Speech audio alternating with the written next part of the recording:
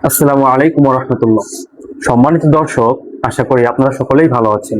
আমরা জীবনে সকলেই সফল হতে চাই, কিন্তু প্রশ্ন হলো ঠিক কতটা সফল হতে চাই। যেহেতু সফলতা নির্দিষ্ট কোনো সীমা দ্বারা আবদ্ধ না, কিংবা গাড়ি দ্বারা আমরা সফলতাকে আবদ্ধ করতে পারবো না, তাই বলতে পারছি না ঠিক কতটা সফল হতে চাই। যার একটি বাড়ি আছে, তার আরো একটি বাড়ি প্রয়োজন। আর যার মাসে 1 লক্ষ টাকা ইনকাম, সে চায় কিভাবে টাকাকে 2 লক্ষ টাকায় রূপান্তর করা যায়। মানুষের দুনিয়াবি এই চাহিদা সম্বন্ধে অনেক সুন্দর হাদিস আছে। বুখারী শরীফের 6436 নম্বর হাদিস।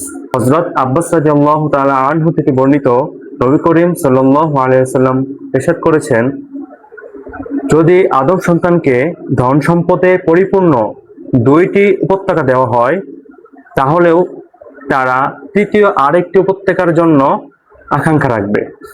আর আদম সন্তানের পেট কেবল মাটি ধারাই পরিপূর্ণ হবে। অর্থাৎ মানুষের দুনিয়াতে যে চাহিদা, এই চাহিদা কেবল মৃত্যু ধারায় ক্ষান্ত করা সম্ভব। তো সম্মানিত দর্শক, আজকে আমি জীবনে কিভাবে সফল হবেন বা কতটা সফলতা প্রয়োজন এই বিষয়ে কিছু বলবো না। আমি আজকে বলতে চাচ্ছি আমাদের জীবনে সফলতার কোন ধাপটি অপ্রয়োজনীয়। আমি ঠিক ততটা সফলতা চাই না যতটুকু সফল হলে বৃদ্ধ পিতামাতার খোঁজ খবর নেওয়ার সময়টুকু হয় না। আমি ঠিক ততটা সফল হতে চাই না যতটা সফল হলে নিজের পরিবার আত্মীয় স্বজনের দুঃখ সময়ে পাশে থাকা যায় না। আমি ঠিক ততটা সফল হতে চাই না যতটা সফল হলে গরিব দুঃখীদের ক্ষুধার আর্তনাদ, ক্ষুধার যন্ত্রণা অনুভব করা যায় না। কথাটি কি জন্য বললাম? সম্মানিত দর্শক, সাম্প্রতিক একটি ঘটনা ঘটেছে, আপনারা সবাই অবগত। একজন বৃদ্ধা মা একটি রুমে মৃত্যুবরণ করেছে। প্রায় 8-10 দিন পর মানুষ এটি জানতে পেরেছে। তার ঘরের অবস্থা দেখে মনে হচ্ছে না তার কেউ খোঁজ খবর নেয়। খুবই অগোছালো, অপরিষ্কার, খুবই মর্মান্তিক ঘটনা। এটা খুবই করুণ মৃত্যু হয়েছে। কিন্তু আমরা যদি দুনিয়াবী সফলতার কথা চিন্তা করি, তার যে সন্তান, তার যে পরিবার, কেউ কিন্তু ব্যর্থ নয়। তার এক সন্তান বুয়েটের শিক্ষক, তার একজন সন্তান কানাডায় প্রবাসী, আর এক সন্তান সচিব। এত কিছুর সত্ত্বেও কেন তার এই মর্মান্তিক মৃত্যু হলো?